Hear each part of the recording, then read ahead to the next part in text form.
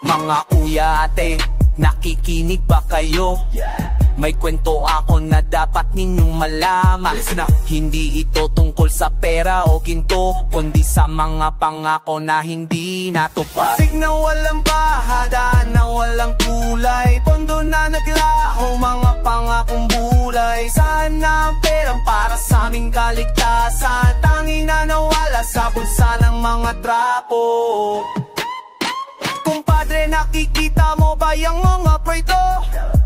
Ghost projects parang multo sa gabi, pumirma sa papel, nagpakita sa TV, pero wala kaming nakikitang semento. Millions of pesos nakatago sa bangko nila, habang kami dito nalulununo sa ula. Contract na fake, parang love letter mo, sinulat para manlay nilang, hindi para magtayo. Tell me kapatid, gaano pa katagal maghihintay pa ba tayo sa mga sinungaling? Tubig na walang daan na walang kulay, pondo na naglaho, mga pangakong gulay. Sana ang perang para sa aming kaligtasan, tangya nawawala sa bulsa ng mga trapo.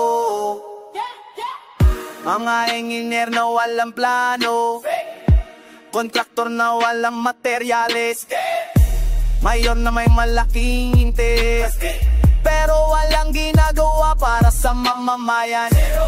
Infrastructure funds naging personal ATM, flood control, pero bakit lumulubo?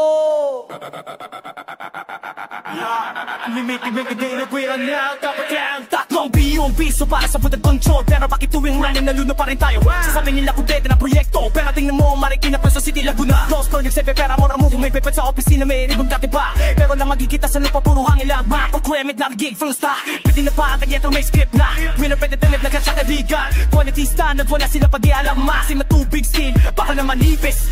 Playing is the block dahil lang ay finance, if fast na naging imad din silang ingas, baka sa bagong kotse bagong bahay sa stage.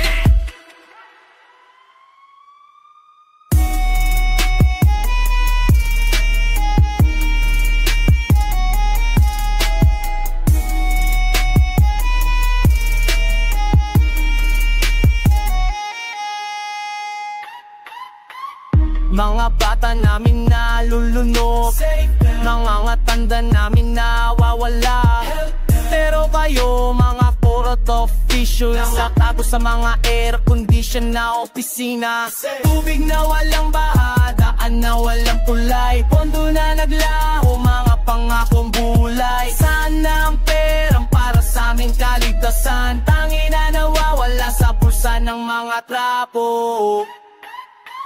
Mga kapatid, huwag tayong magtitimpe, boses natin ng sandata laban sa katiwalian. Ghost projects, ghost officials, lahat ay bulag-bulag, pero hindi tayo titigil hanggang makakamit natin ang hustisya.